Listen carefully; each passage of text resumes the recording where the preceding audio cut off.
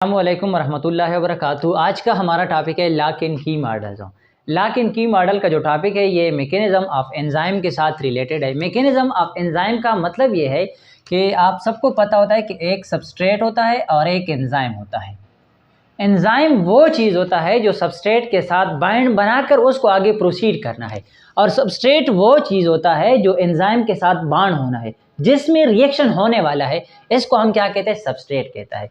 अब mechanism of enzyme का मतलब ये है कि ये दोनों ने आपस में सबसे पहले बाइंड बनाना है, फिर उसके आगे क्या होगा? रिएक्शन होगा। अब मैकेनिज्म ऑफ एंजाइम में ये बाण बनाएगा, जब बाण बनाएगा तो आगे उसमें प्रोसीड होगा। और ये बाण बनाने के लिए दो साइंटिस्ट ने दो मॉडल पेश किए। इनमें सबसे पहला मॉडल जो है वो है लॉक एंड की मॉडल।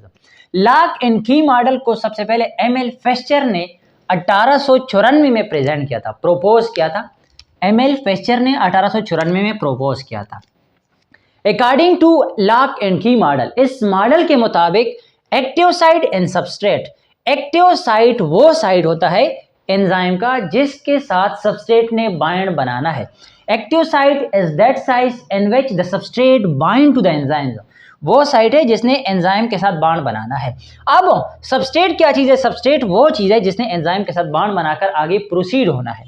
ये मॉडल कहता है कि एक्टिव साइड और सबस्ट्रेट दोनों का जो साइड होता है उसका जो शेप होता है वो स्पेसिफिक ज्योमेट्रिक शेप होता है। इसका शक्ल और एक्टिव साइड का शक्ल बिल्कुल सेम होता है, एक स्पेसिफिक ज्योमेट्रिक उसका शेप होता है। और इसके साथ साथ ये कहता है कि substrate fit in the active side of the enzyme just like lock and की मॉडल्स। इसका मतलब ये है कि जो सबस्ट्रेट होता है और जो एक्टिव साइड होता है वो आपस में इस तरीके से बाण बनाएंगे जिस तरह एक लॉक और की आपस में बाण बनाते हैं। मतलब है, आप सबको पता है कि एक की सिर्फ एक ही लॉक को ओपन कर लेता है, एक की एक से ज्यादा लॉक को ओपन नहीं करता।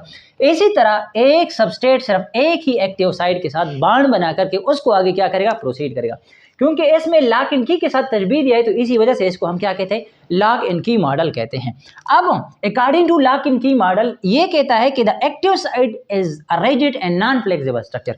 ये एंजाइम का जो एक्टिव साइड होता है, जो स्ट्रक्चर जिसके साथ बाइंड बनाना है, वो क्या कहते हैं कि ये रिजिड होता है, ये सख्त होता है और नॉन फ्लेक्सिबल होता है। नॉन फ्लेक्सिबल का मतलब है कि उसमें कोई चेंज नहीं आता। फॉर एग्जाम्पल, अगर ये सबस्ट्रेट इनके साथ बाइंड बनाने के लिए आ जाए ना, तो ये वाला स्ट्रक्चर अपने अंदर कोई चेंज नहीं करता, बस ये बिल्कुल फैक्ट स्ट्रक्चर होता है, उसका एक स्पेसिफिक स्ट्रक्चर है, तो इसमें अपने चेंज नहीं आ सकता है। तो इसको हम क्या कहते हैं? लॉक एंड की मॉडल। डायग्रामेटिकली अगर हम इसको रिप्रेजेंट करते हैं, फॉर एग्जांपल ये एंजाइम है, ये उसका एक्टिव साइड है। अब ये दो सबस्ट्रेट है, इनमें से कौन सा सबस्ट्रेट इसमें फिट होगा? जिसका शक्ल, जिसका शेप, ज्योमेट्रिक शेप इस एक्टिव साइड के साथ मेल होता है। अगर ये देखें तो ये इसमें आसानी से फिट हो सकता है। फॉर एग्जांपल ये इसमें आसानी से इस तरह फिट हो सकता है। अगर ये वाला देखें तो ये वाला जो होता है इसमें फिट नहीं हो सकता। इसका मतलब ये वाला do not fit to the active side zone, ये फिट नहीं होता। और ये क्या होगा? ये फिट होगा।